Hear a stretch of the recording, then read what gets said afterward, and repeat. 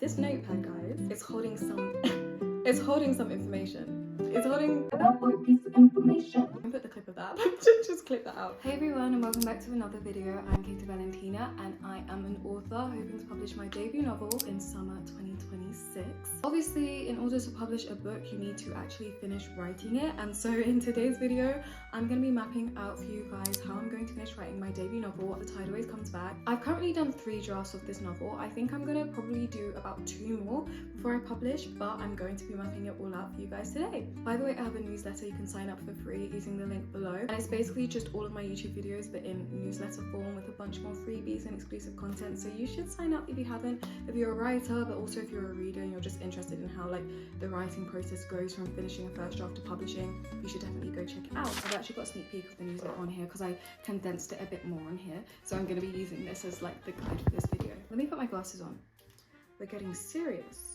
So at the start of this month, it's December by the way when I'm filming this, I sent out my 3rd draft of my novel to my base readers. This isn't the cover, but this is fan art that my friend and also fellow author Alice Blue drew for me. So I printed out the first draft so I can make like notes in it.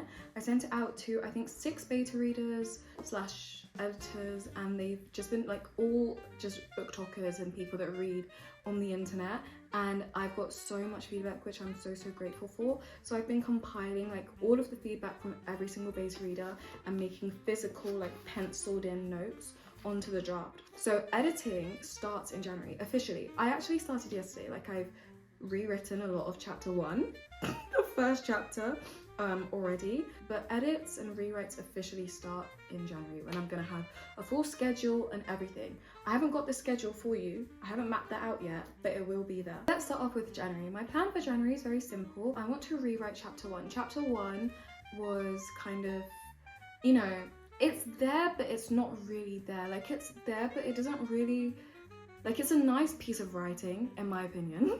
It's a nice piece of writing, but it's not really an incentive to want to keep reading the book, if that makes sense. Like if you connect with the characters, sure, you'll want to read it, but it doesn't really, like we're not really diving straight into the plot, and that's one of the main things I want to rewrite with chapter 1. I just want you to have more plot and want you to be wondering a bit more. Like it's a very good setup and a very good introduction to the story and to like the main characters, but it's not an introduction to the plot. Like you're probably thinking, what's the plot of this book after reading the first chapter? So that's the main thing that I want to do there. I also am planning to write a new chapter 2 in January. I'm rewriting chapter 2. Chapter 3 is okay. I'm just gonna probably line edit that, get rid of things I don't like. But from then on, the current chapter 4 that I have is being moved very far into the book, and I'm adding in like 5 completely brand new chapters, so that's a lot of writing. But January, the plan is rewrite chapter 1, rewrite chapter 2, like that's going to be a completely new chapter, the old one's being scrapped, and then line edit chapter 3. Moving on to February, if I didn't get time to line edit chapter 3, we're going to continue that in February. The reason why January I probably won't do much, like you're probably like, oh, 2 chapters out of what? Like there's literally like 35 chapters maybe planned for this book. But January, I have exams at the very start of February, so January I want to actually be revising because I'm not trying to fail. I don't think I could handle that. So yes, I'm planning to pass my exams hopefully, so I need to cut down on writing just for that month only. After that it's back to writing because this is my passion. This is what I like to do. After that exam I probably like just won't really care about you. I don't really care about uni again until my next set of exams. So I'm going to finish line editing chapter 3, then I'm going to write the new chapter 4, chapter 5 and chapter 6. That's a lot for 1 month. That's like, my chapters are probably like 3,000 words each. That's an average. That's a very small average. 10,000 words in 1 month. I mean, I can do it. You know, I've written an entire like book in a month before, but it's a lot to ask whilst I've still got med school to be dealing with, but you know, that's fine. February, we're planning to write 3 new chapters and also line edit 1 chapter. March is very simple. We're just writing a new chapter 6, 7 and 8, and I'm saying new because one of the main criticisms I got from my base readers was that the main characters' relationships move so fast, and the thing is, I actually knew this when I was writing it. Like when I was writing the book, I knew that like these characters' relationship moves so fast, but I just didn't care. Like I literally was just like, it's a love at first sight trope, like it's fine, it makes sense. But no, it doesn't make sense. And my sister, she was obviously my first beta reader, shout out Kosi, she literally was like, why are these characters, like, where was the development? So that's why I'm adding in so many new chapters, because I want to develop the main characters' relationships more, so it feels a bit more believable. Because from that point on, when their relationship is solid, things make sense, but it's just like there's a big chunk of the story missing, where it's like, when did you two even get this close? So that's why I'm adding in all of these new chapters, and also just to weave in a bit more of the plot a bit, because again, the plot of the book doesn't really unravel until like halfway through. So it's like, how are you gonna have 150 pages of fluff? Like, we haven't even got to the story yet. Like, what? So it's not me cussing myself out. I'm actually really proud of this book. I want people to know I'm actually really proud of this book, and I'm so excited for you to read it. But these edits need to be put into place. So in April, I have my exams at the end of April. So April's like the Easter break when I'm at home. So I will have more time to write, which is why I've planned a lot for April. But because I have my exams, and I will probably be stressing out about my exams because I would have probably left my revision till last minute, I probably won't write as much as I am planning, realistically. But this is the plan. I want to rewrite chapter 9, the first half of chapter 9. You won't understand why, but the first half of chapter 9 is just so lackluster. I knew it when I was writing it. I literally have a comment that's like, is this chapter lacking? And then when my editor told me, yeah, the first part of this chapter falls flat, I was like, I know, right? Like, I love when like me and my editors and beta readers both agree that something is shit. Like, I love that, because then I'm like, oh, so I'm not a bad writer, because I knew that. Like, I kept it there, but I knew it was bad. I just couldn't be bothered to change it at the time. So yeah, I'm gonna be changing that first chapter, because it's not really, that first part of the chapter, because it's not really relevant. In fact, I might even scrap that entire chapter now that I'm thinking about it. But anyway, rewriting chapter 9, and I'm also going to line edit chapter 9 to 12. So like the rest of chapter 9, and then chapter 9, 10, 11 and 12. Just gonna be line editing it, because those chapters I know I'm keeping, like I'm not really rewriting them.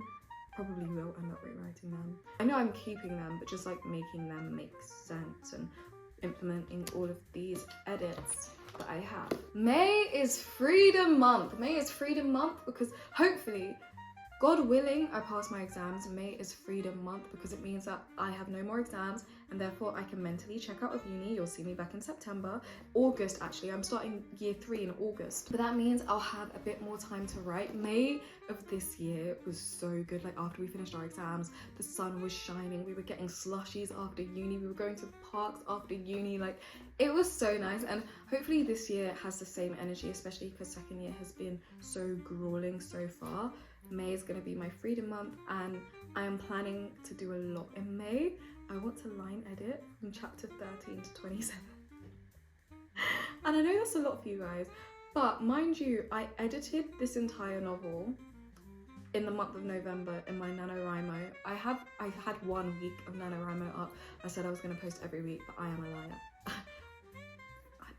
But I can do a lot of editing when I really commit to it, and especially because chapter 13 to 27, that's literally the whole book, mind you. There's not too much there. There's not too much to change, really.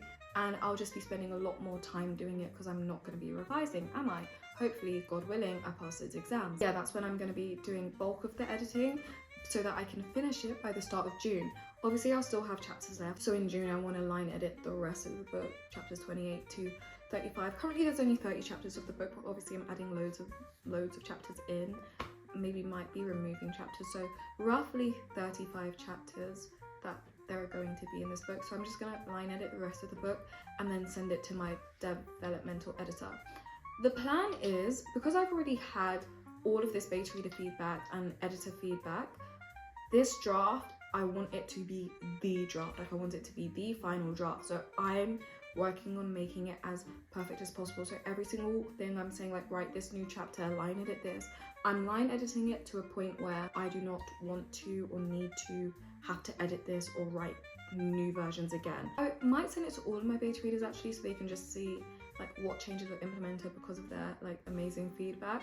But I don't know, that's a lot of people to deal with. So But I do recommend, actually, if you are a writer, sending it to loads of different beta readers, because there are some things that some of my beta readers hated that other beta readers loved, and there are some things that some beta readers connected with that other beta readers were like, no, you don't need that. So like, it's good to get loads of different people's feedback, so first of all, you don't feel like terrible.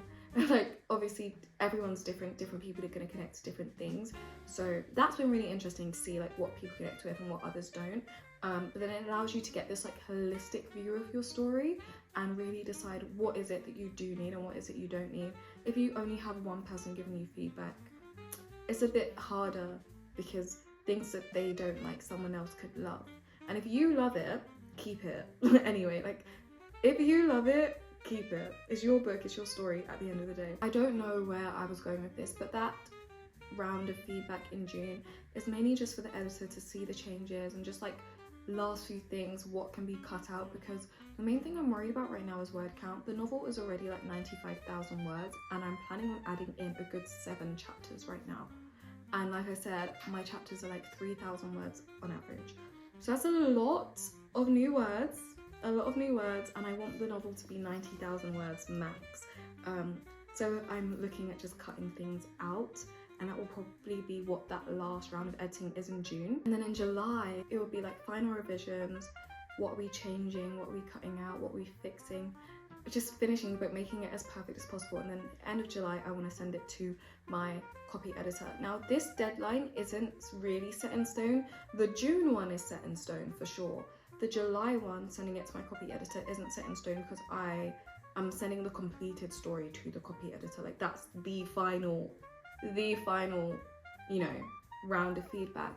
And I have a copy editor in mind.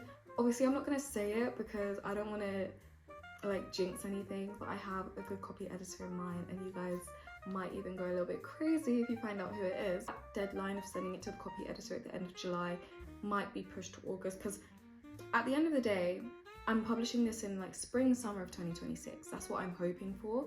And I've got all of that time to make the book as perfect as possible. The rest of the year is mainly me thinking about marketing. I just want to leave space for having an amazing cover, having an amazing edit, having an amazing format. And then I can think about marketing and things like that. So the copy editing deadline is, you know, it's not set in stone. It can be later. It could be end of August. As long as the book is where I want it to be by the end of summer 2025. In August, I've put on the timeline that it will be a break. So just whilst the copy editor has my work, just like living life, having fun, it's summer, like have a good time, do you know what I mean? Can't kill yourself with your work. But I love writing. Like, I spent a lot of this summer writing, and it was genuinely one of my best summers ever, because I just was doing things that I love. Like, I love being in the world of my book.